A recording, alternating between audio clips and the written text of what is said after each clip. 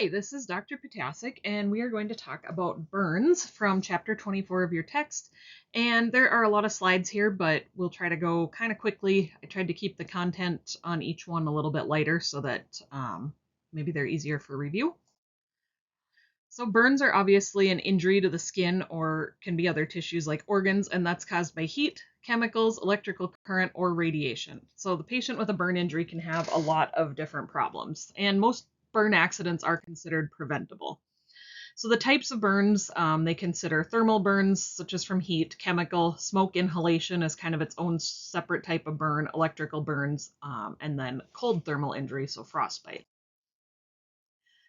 Thermal burns are caused by a flame or a flash or a scald or even a contact with a hot object like a kettle or something. It's the most common type of burn injury, and the severity really depends on the temperature and then the duration of contact time. Did you touch a burner and take your hand off right away, or is it a child with an abuse injury that's a scald and they were submerged in hot water for a really long time? Um, Probably should have put a content warning up front, but there are some pretty graphic burn images included in the slides from the textbook, so if that's not something you want to see, you can certainly feel free to fast forward a little bit. This would be a deep partial thickness flame burn to the hand. You can see that whole top layer of the epidermis, probably down to the dermis, is missing there, and they're going to be weeping a lot of fluid. This is a full thickness flame burn to the posterior chest and arm. You can see how dark everything is, and you can see the hair, is singed as well. When we're looking at chemical burns, these are contact with acids, alkalis, or other organic compounds. The alkali burns can be a lot more difficult to manage because they cause protein hydrolysis. These are found in cement, oven and drain cleaners, and heavy metal cleaners. And then some of the organic compounds that can cause burns are phenols and petroleum products. You can get a pretty bad burn from like propane. If you have compressed propane, like people who are hauling it, sometimes will have a problem with that. And looking at like the oven cleaner and so forth, those chemicals can burn very quickly with not a lot of contact or contact time. When we look at smoke inhalation, this is from breathing the noxious chemicals or the hot air, and it can damage the respiratory tract. It is a huge predictor of mortality in burn victims. So, if they come in and they have facial burns or something, and you can be certain that they have some airway injury, that's not a good sign for them. So that rapid initial and ongoing assessment is very critical because that compromise and pulmonary edema can develop really quickly. There are three types of the smoke inhalation injuries. So metabolic asphyxiation, which is the result of inhaling smoke elements. So usually this is carbon monoxide or hydrogen cyanide, and that cyanide can result depending on what is burning in the fire. I think some furniture and different things like that in how it's treated and preserved. Then you can have your upper airway injury or your lower airway injury. When you're looking at that metabolic asphyxiation with CO2 or cyanide, these are going to impair your oxygen delivery to the tissues. So you have hypoxia, elevated carboxyhemoglobin levels, and when those levels get over 20%, can cause death. And these can occur in the absence of a burn injury. So, it can be a firefighter who had the appropriate turnout gear and everything on, but didn't maybe have their mask the whole time, or it can be somebody who was involved in like a blast type of situation, so they got the hot air, but maybe not any other visible injuries. So when we're looking at the upper airway, this is of course the mouth, pharynx, larynx. These are usually thermal burns from hot air, steam, or smoke.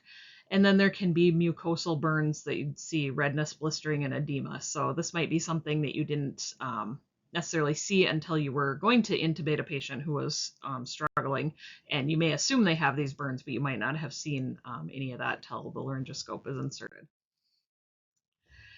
So the swelling can be massive with a rapid onset, and if you develop eschar and edema, that's going to compromise breathing and can be lethal. And then the internal pressure from the edema is going to also narrow the airway. So that obstruction can occur really quickly. And so these patients might actually have to be criked or trached.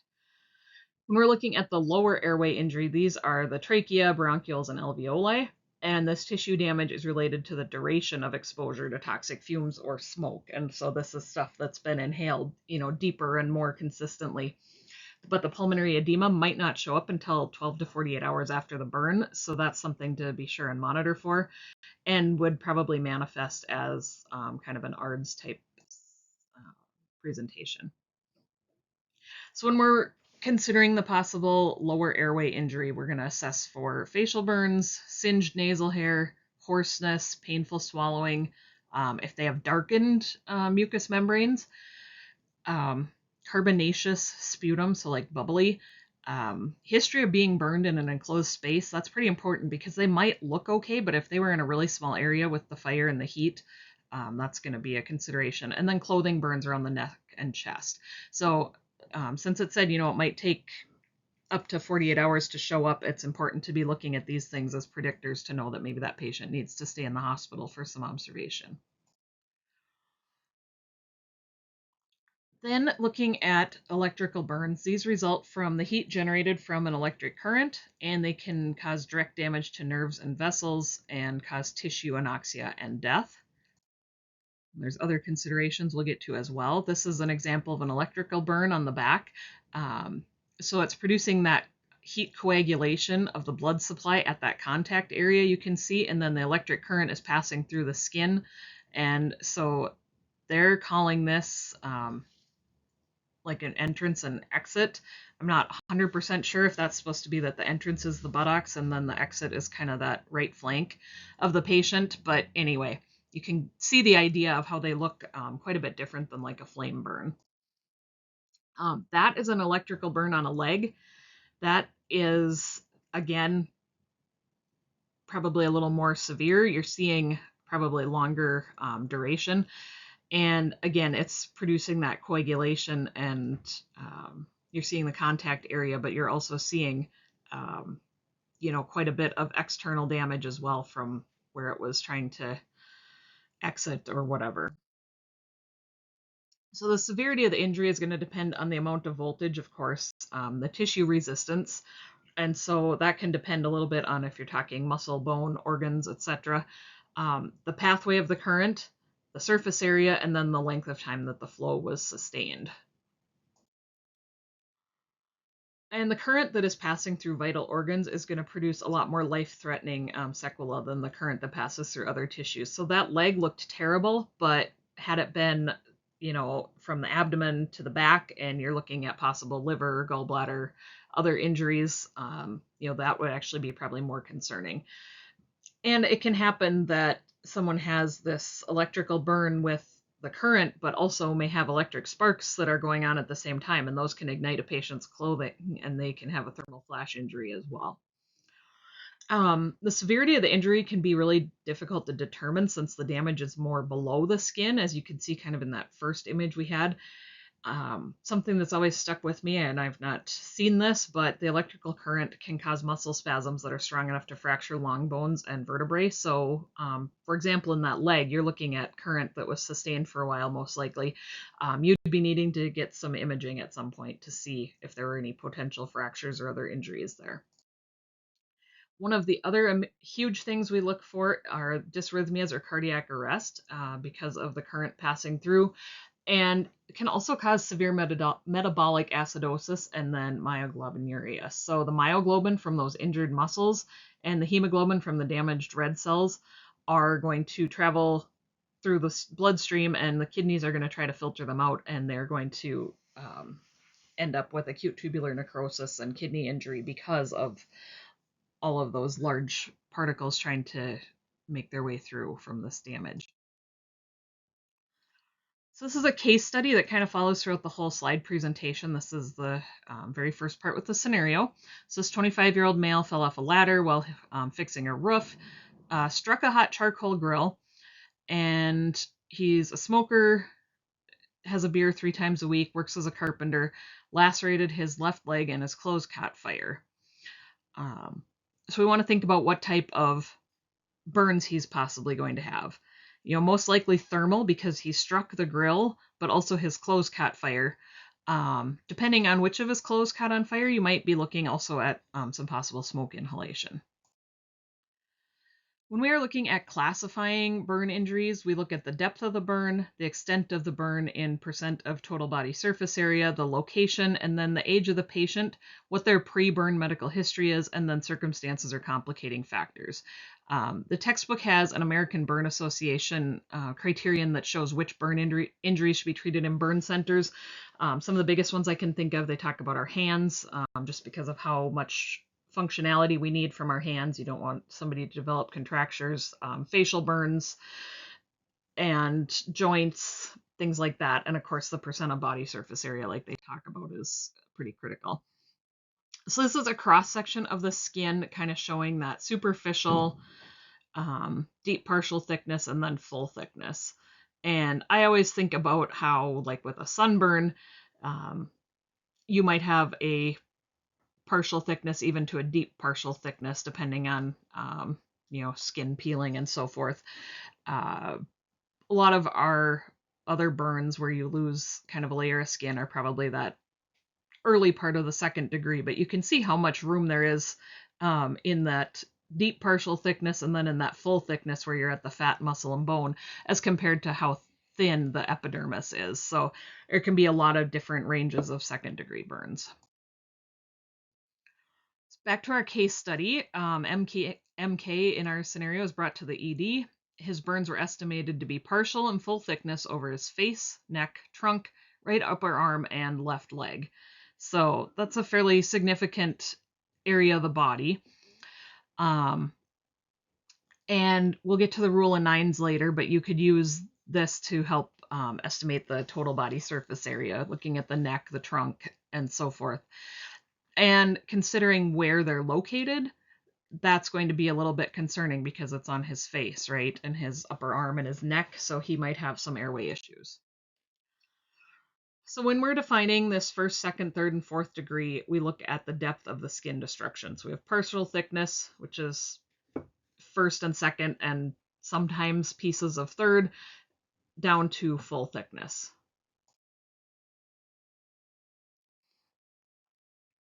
The superficial partial thickness is the epidermis, and that's first degree. The deep partial thickness is second degree with the involving into the dermis. And then full thickness gets all the way down to all of the skin elements, nerve endings, fat, muscle, and bone. And so that's when you're in your third and fourth degree. So there's a couple common tools for determining the body surface area. There's the Lund-Browder chart, and then there's the rule of nines. There's also a SAGE burn diagram. I've not heard of that being used really. The Lund-Browder is considered more accurate, and the rule of nines, I would say, is probably a little bit easier to use. So when you look at the Lund-Browder, this is pretty specific. The front of the head is 3.5. The neck front is 1. Genitals are 1, buttocks are each 2.5. So very specific and a little bit hard to calculate. When you look at the rule of nines, it's not quite as split out. Each extremity is, on the lower extremities, is 9% front, 9% back. The arms are 4.5% front, 4.5% back. Chest and back, 18% with the torso.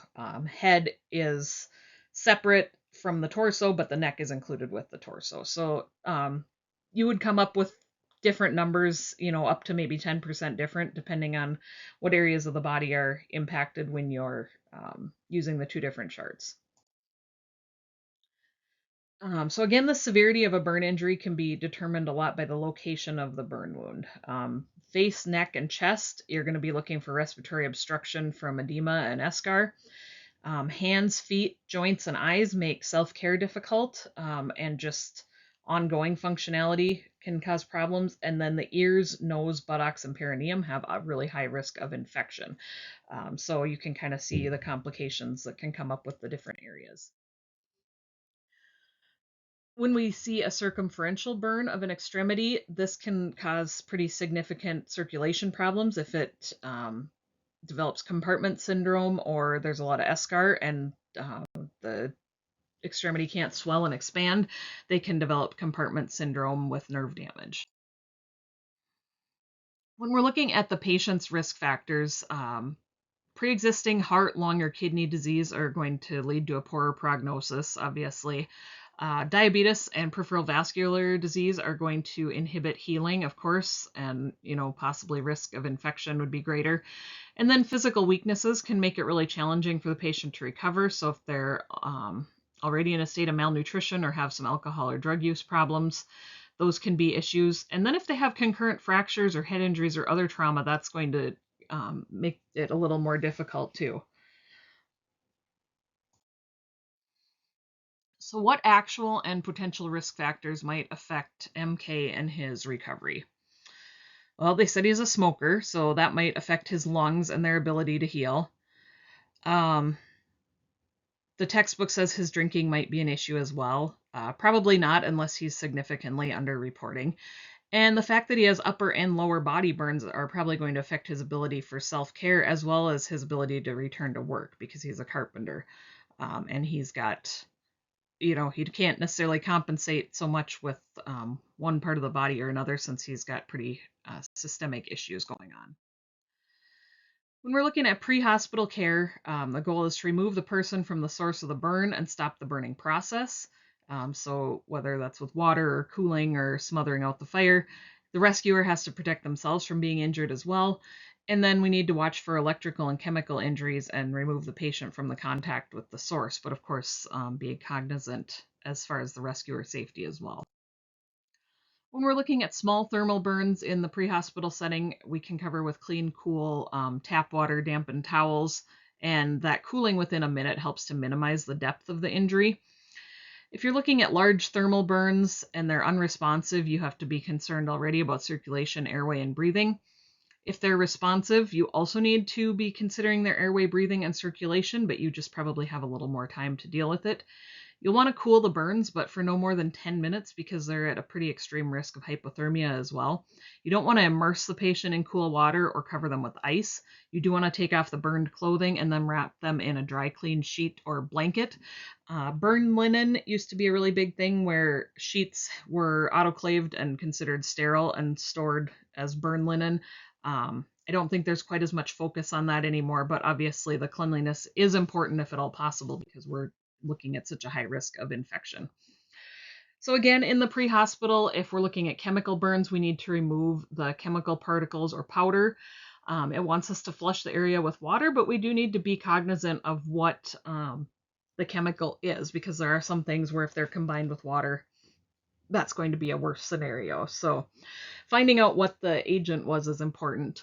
When we have an inhalation injury, we're going to watch for signs of respiratory distress to try and treat it quickly. If there's a suspected carbon monoxide poisoning, we want 100% humidified oxygen as soon as possible to help bind to that and clear it out for them.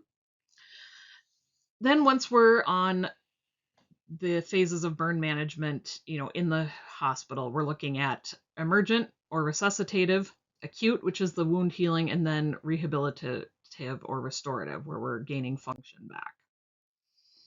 So going back to our case study, they've started 2 large bore IVs, put in an indwelling urinary catheter, and using the one Browder chart, they came up with 46% total body surface area. So that's pretty significant.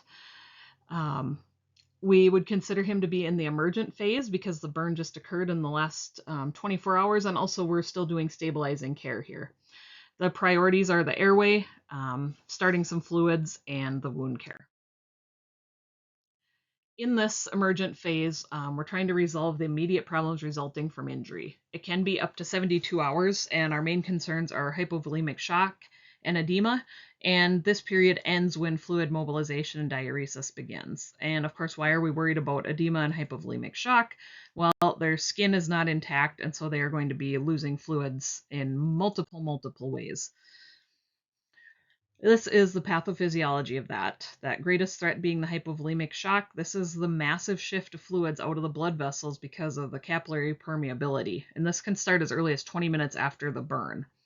The osmotic pressure is going to decrease, and so the fluid is going to shift into the interstitial spaces or third spacing, and this is going to result in exudate and blisters and edema even in unburned areas. So you have fluid in lots of places, but not circulating where it's needed.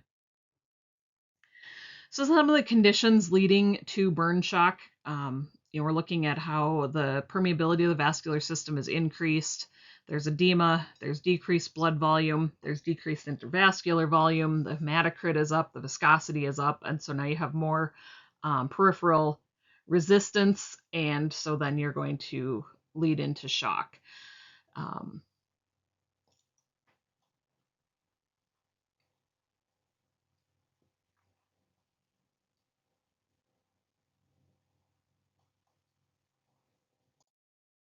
This is pretty gruesome. This is a facial burn, and we can see how much edema there is once the fluid resuscitation has been going for 24 hours in B.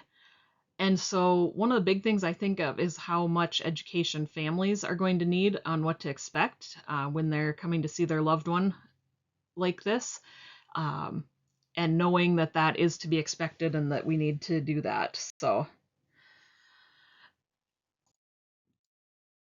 looking again at those fluid and electrolyte shifts, we have a normal insensible loss of like 30 to 50 mils an hour. And so in your severely burned patient, they're going to be losing a lot more of that because their skin is impaired.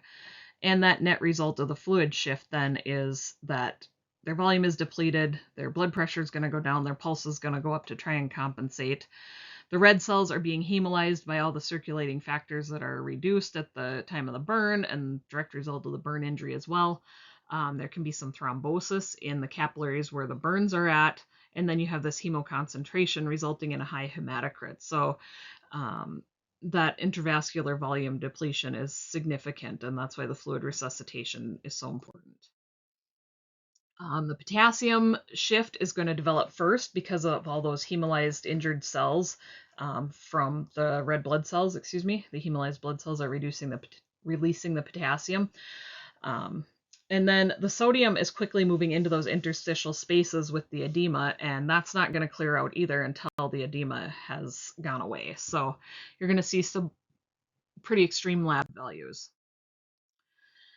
If we're looking at burn shock, that's kind of what we're seeing above the purple line. When the capillary seal is lost, you're getting that interstitial edema. The cellular integrity is impaired, and so the sodium is moving into the cell in abnormal amounts, and the potassium is leaving the cell. And the shifts after the burn is resolved are below the blue line. So the water and sodium are moving back into the circulating volume through the capillaries. The albumin is staying in the interstitium where we want it, and potassium is transported into the cell and sodium transported out when the cellular integrity is repaired.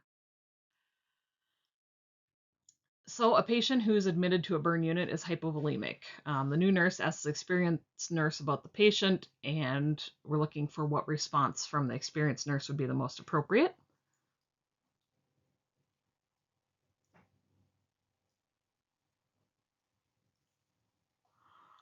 And so the most complete answer here is D. The increased capillary permeability is causing those fluid shifts out of the blood vessels, and that's resulting in the hypovolemia.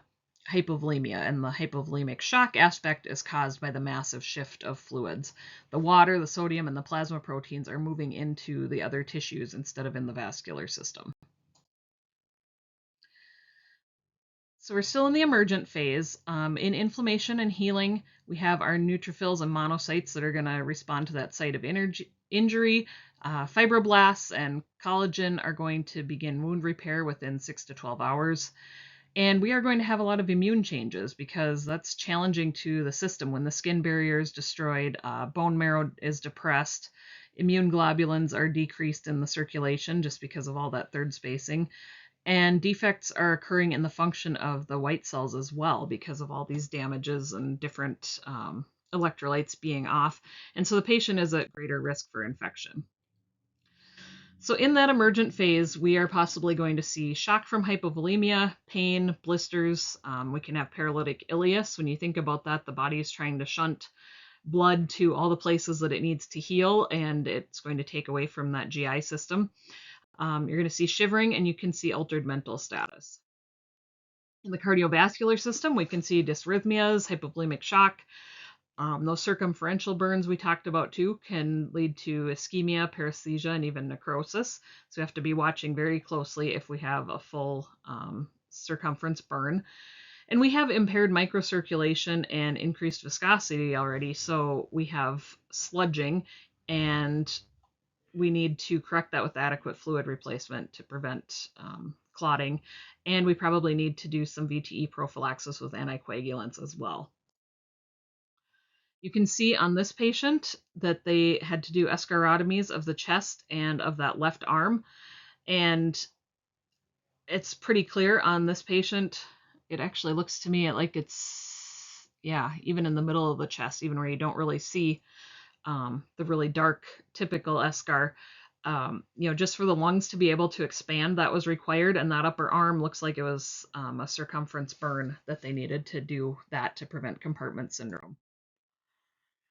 When we are looking at possible complications in the emergent phase, we're going to first consider the respiratory system. Those upper airway burns can happen with or without smoke inhalation. The lower airway injury we have to be cognizant of. These patients are going to need a bronch, and we're going to have to check carboxyhemoglobin blood levels or to check for carbon monoxide poisoning. We need to watch for signs of respiratory distress. You can have a chest x-ray that looks normal on admission, and those changes can occur over the next 24 to 48 hours if it's a lower airway injury. And the ABGs also could be normal upon admission and change over time. So when you're suspecting a possible lower airway injury, it's important to continue monitoring these things.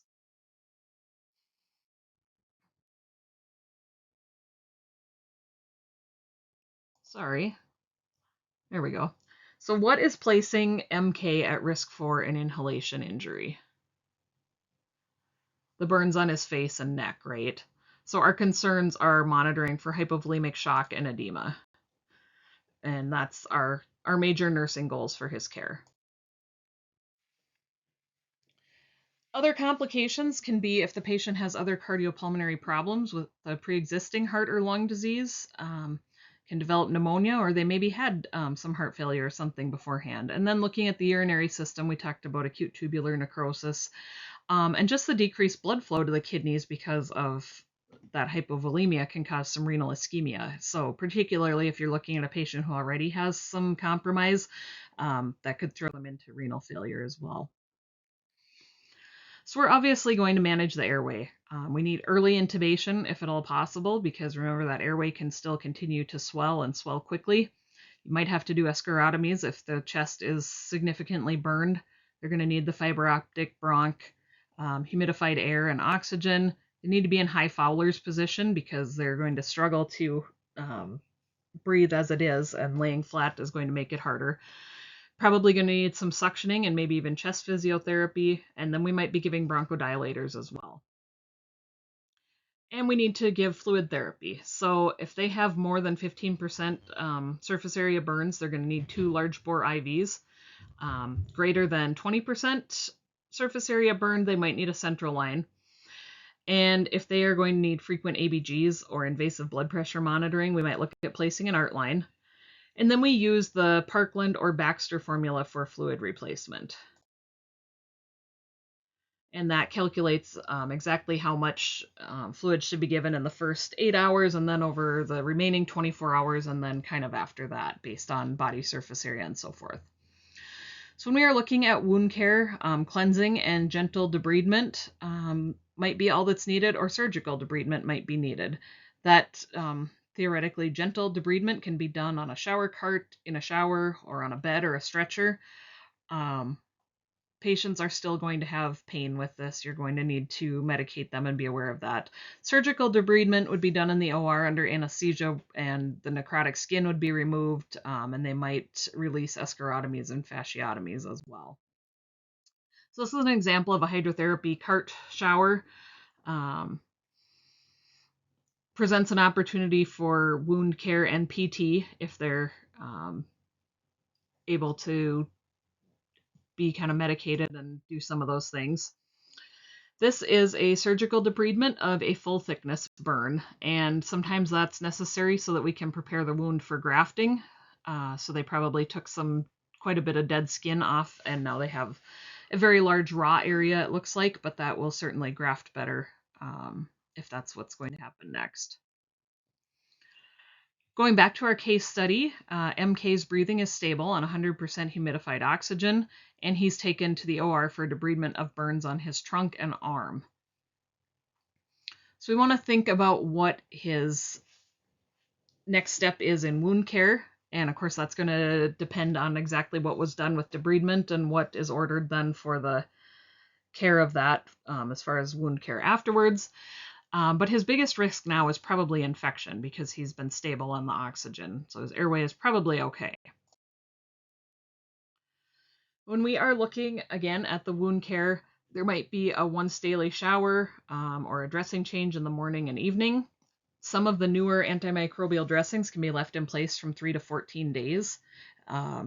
It really depends a lot on what the provider prefers and orders.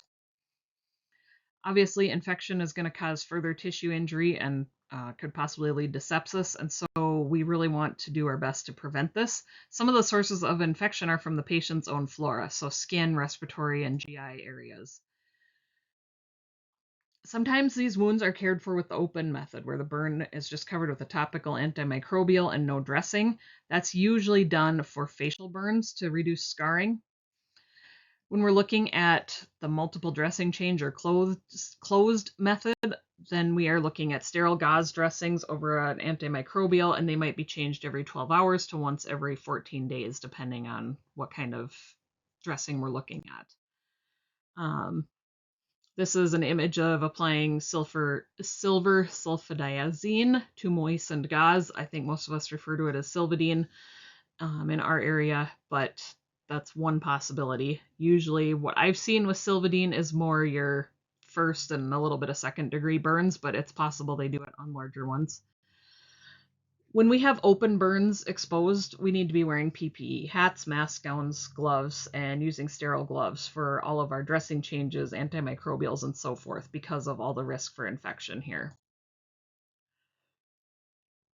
Some more wound care that might happen is we have an allograft from the patient or a homograft from a donor cadaver. And these can be used with some new biosynthetic options as well to try to expand the area of coverage.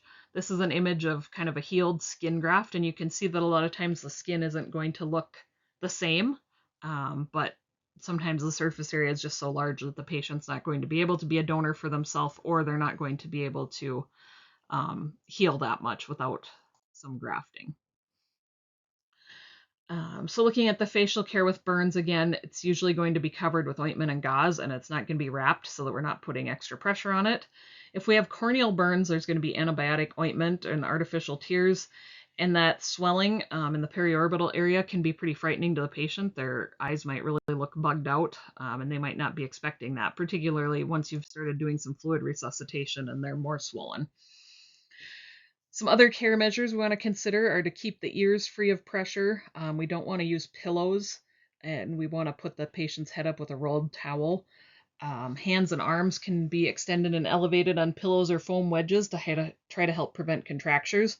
And you can use splints on the hands and feet if needed, and then being conscious that wraps can help to reduce edema.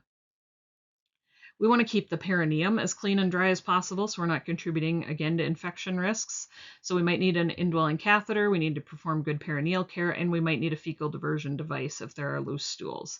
We've got to be doing lab tests to monitor those fluids and electrolytes, EBGs for oxygenation, and of course we need PT or OT involved for those range of motion exercises as well. We also need to consider drug therapy because burns are very painful and they cause a lot of anxiety because people are worried about their function after the fact as well. So analgesics and sedatives, obviously your standard ones. IV pain medication is going to be your fastest onset. So getting back to our case study patient, he has severe pain, 9 out of 10, in his face and his leg. He's very anxious and he's expressing fear regarding his healing and his future. So we want to think about a medication plan. I would certainly be thinking he needs some IV pain medication, but also possibly some Ativan or something. What other medications are we going to anticipate? Probably some antibiotics, things like that. But there's also non-pharmacologic measures we can add to the plan of care. We can be working with him as far as his rehab and explaining, our goal for his function, so that hopefully he can see how his future could possibly be in a best case scenario. Provide some reassurance. Maybe we need to get social services or a chaplain. Maybe music or some other relaxation therapy could help him as well. Tetanus immunization is routinely given to all burn patients, just because tetanus is, in the dirt and soil, and now they have no skin barrier in a lot of places, and so it's just a good practice. We're also going to be giving antimicrobials. The topical ones are Silvadene and then this mafenide acetate. Systemic antibiotics, they say, are not usually used in controlling burn wound flora. They're just started when the diagnosis of sepsis is made. We're also going to be doing VTE prophylaxis, so low molecular weight heparin.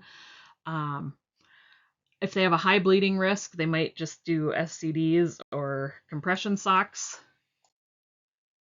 We need to be providing really good nutrition therapy. Once the fluid replacement needs have been addressed, we want to optimize the healing and minimize those negative effects, because they're going to have hypermetabolism and catabolism to try and heal, so we need to provide a lot of protein and so forth. Back to our case study patient, he is reporting slight difficulty swallowing and his voice is hoarse. He's able to swallow ice chips without difficulty. So we need to talk about nutritional needs at this point and how to best meet his metabolic needs, but we also need to be really carefully assessing his airway. We don't know exactly how many hours he is out now, but he's got some difficulty swallowing and a hoarse voice, so we don't want to overlook that piece. That hypermetabolic state is explaining that the metabolic expenditure can be increased 50 to 100% above normal. And so then the core temperature is increased, and then there's increased catecholamines, and so those stimulate the catabolism. And so that's why there's such extreme nutritional needs here. So depending on the patient's situation, they might need enteral feedings, because you have to be able to guarantee adequate calories and protein, and there might be some supplemental vitamins and iron, but it's going to be a little difficult for them to get all of those needs met with just oral intake. So when we are monitoring initial fluid replacement for a patient with 40% surface area burns, deep partial thickness, and full thickness, which finding would be the most concerning?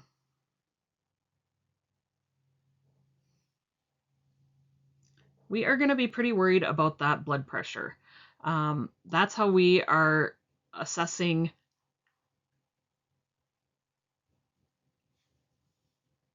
the fluid replacement, and the urine output might be fine, but if the cardiac parameters are not at a MAP of over 65 or a systolic of 90, it's inadequate. Another quiz question. During the emergent phase of a burn injury, the nurse assesses for the presence of hypovolemia. In burn patients, hypovolemia is occurring primarily why?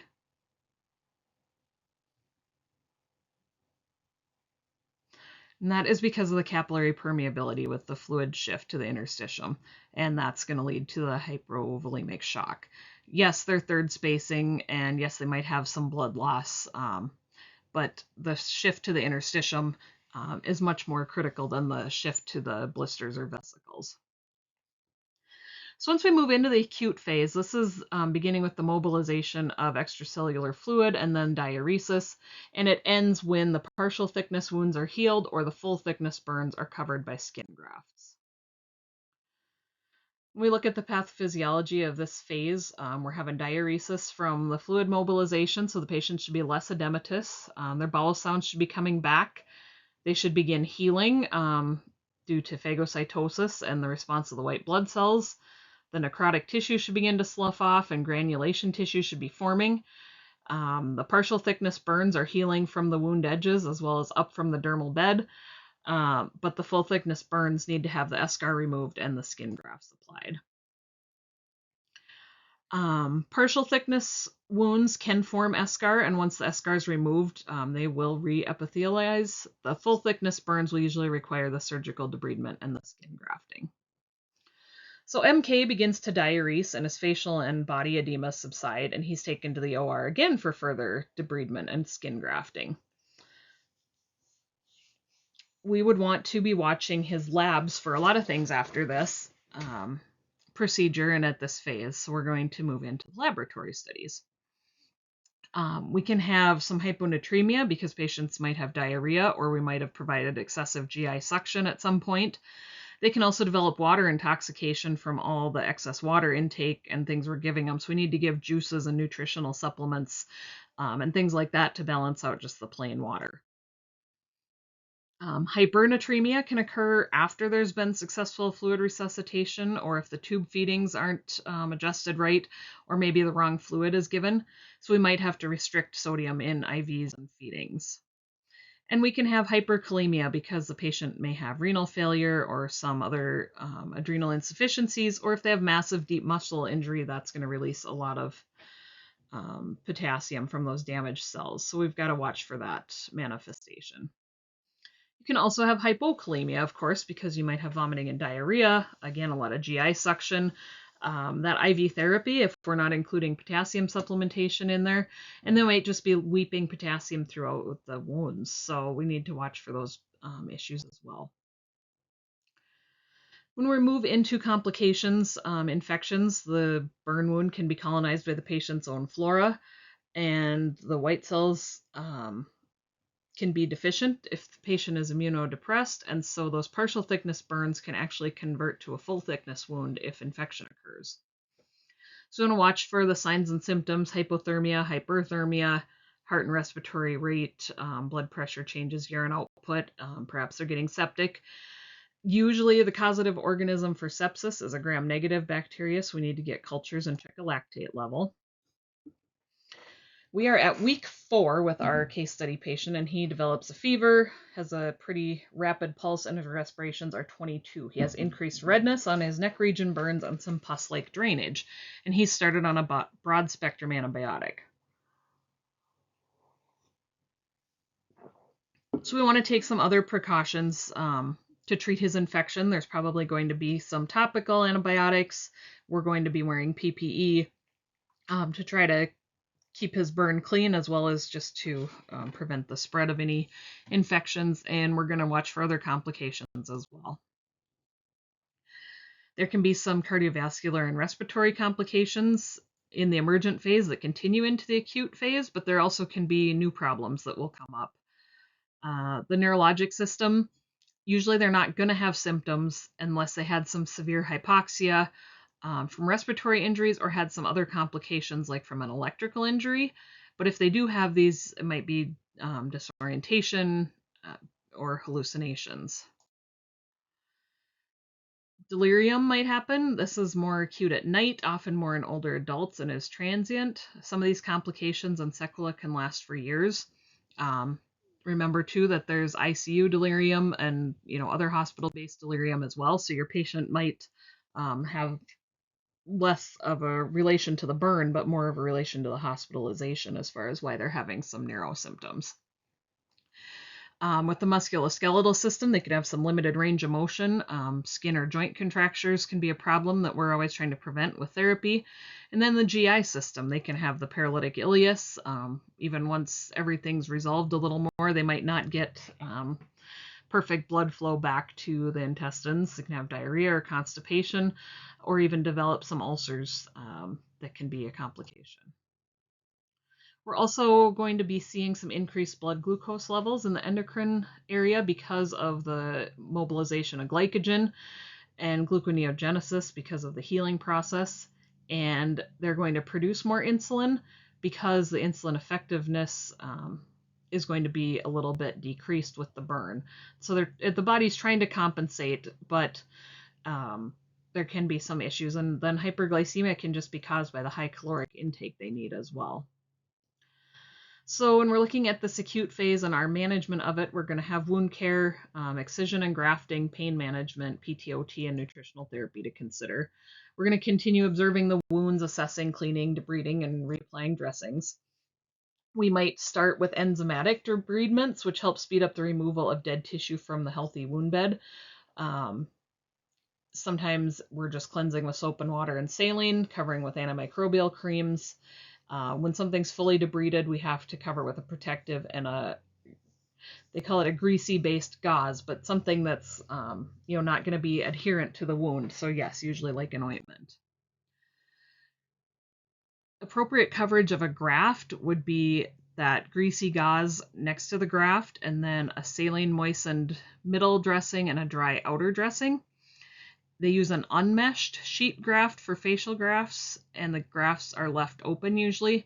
Some of the complications can be blebs, where it will start to kind of bubble as it heals. When they're excising and grafting, the eschar is going to be excised down to the subcu tissue or fascia. They make sure and achieve hemostasis, and then they put the autograft on clean, viable tissue.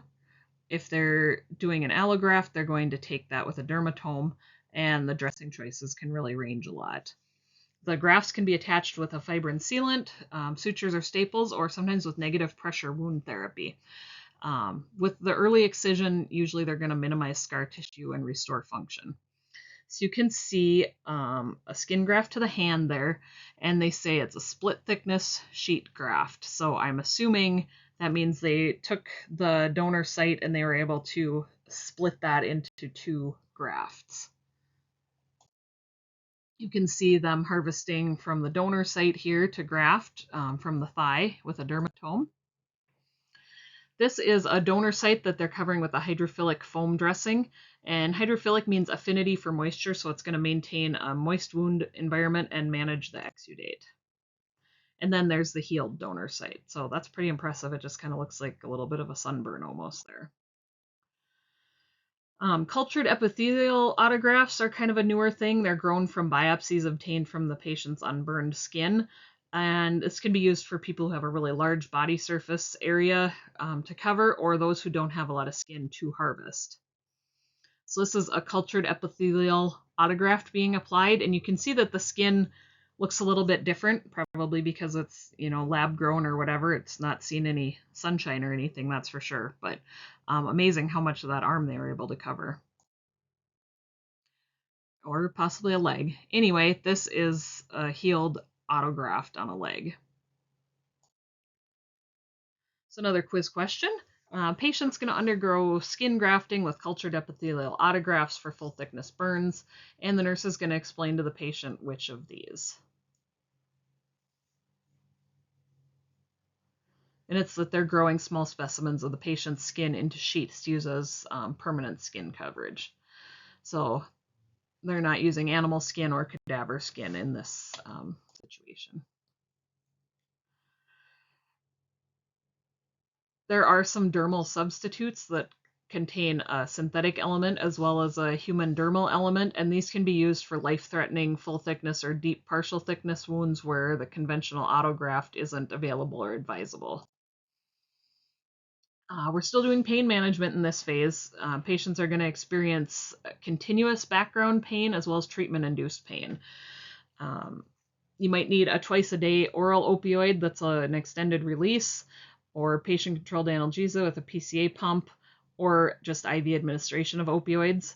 And then we want to give anti-anxiety drugs and other adjuvants as well, anti-nausea or whatever their other issues might be. But then that treatment-induced pain, we need to be pre-medicating with anxiety meds and pain medications prior to doing any debridement or dressing changes and things like that. And some non-drug strategies could also be used, of course, for tactile music and relaxation and so forth. Biofeedback, hypnosis, music therapy. MK's skin grafts are healing well, and his pain is well controlled with oral morphine, and he's starting on a regular schedule of PT and OT. So how can we support his PT and OT? We want to make sure that we're following their directions. Is the patient able to be up and about in their room without supervision? That will certainly enhance them in their mobility. If that's not the case, and we need to be doing any like passive or active range of motion activities with them, on other shifts. We need to know that, and we need to be considering pre-medicating them for their sessions and things like that that would best help support their improvement. So a good time for exercise can be during dressing changes with both passive and active range of motion. And any splints that are used, to try and prevent contractures should be custom fitted. Again, we're looking at the nutritional needs. A dietitian should be looking at the caloric needs. We need high protein and high carbohydrate foods.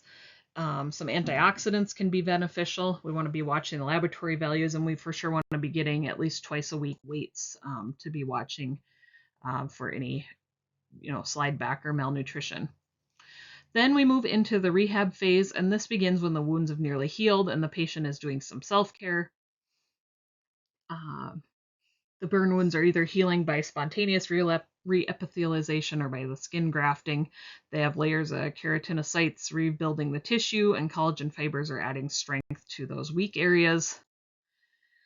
In about 4 to 6 weeks, the area is going to become raised, and they call it hyperemic. I would call it like a scab. It means hyper high blood content.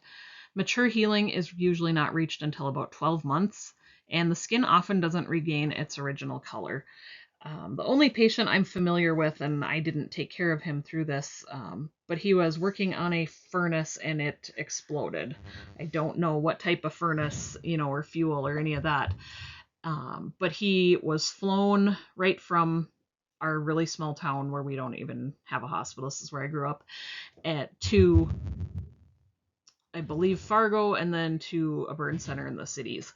And he had a lot of chest and facial burns and so forth, and a lot of skin grafting. He had just about every complication you can think of with sepsis and DIC and so forth. And he was probably in his 60s at the time or so.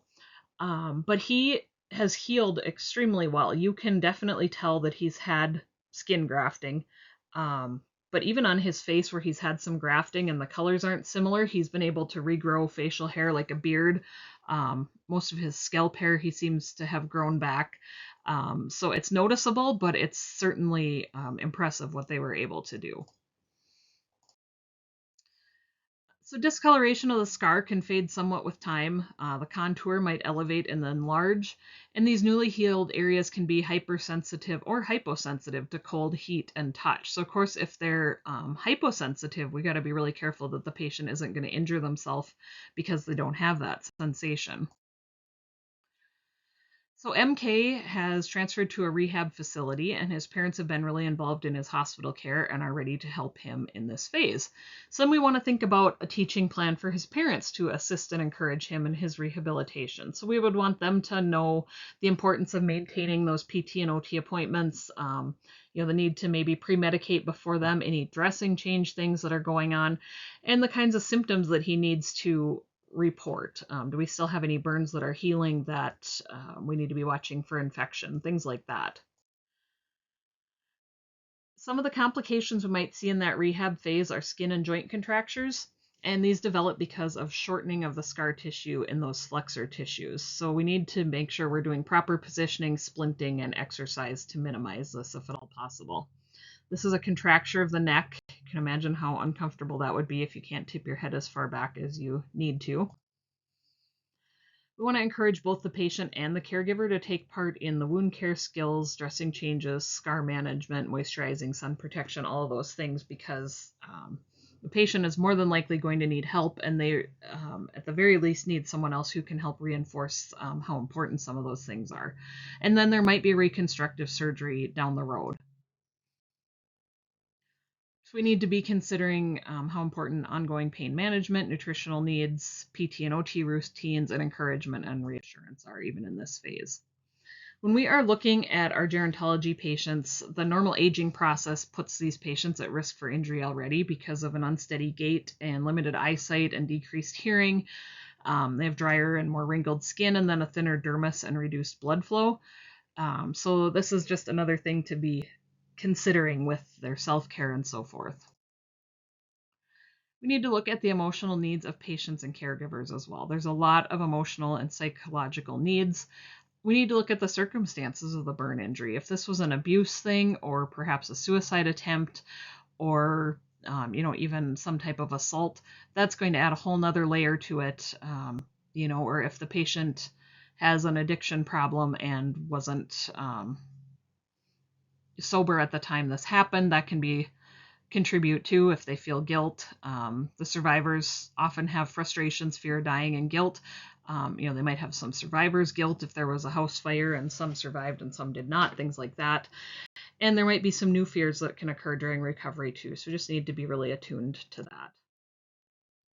So MK has been expressing some concern about his ability to return to work, states he has trouble looking in the mirror, and has been avoiding his girlfriend's phone calls. So we need to think about the psychological impact of his injuries. He had some burns on his face. We could come up with some psychosocial nursing diagnoses. And we just want to think about how we would respond to those fears and encourage further communication and expression of feelings. It can be pretty easy to be like, oh, that's silly. I'm sure she wants to see you or wants to talk to you or whatever. And that's probably true, but that's kind of minimizing those fears. So we need to find a way to help discuss them and work through them. Some of the emotional needs of the patient and family can be the self-esteem, spiritual and cultural needs. The issue of sexuality must be met with honesty, particularly depending on where the burns were, if there's any functional issues, but just that self-image aspect is pretty huge as well. And then caregiver and patient support groups would be needed. There's also special needs for nursing staff. You can find it difficult to cope with the deformities of a burn injury. Need to know that we provide care that makes a difference, but ongoing support services and debriefings can be helpful in practicing good self-care, of course, as well.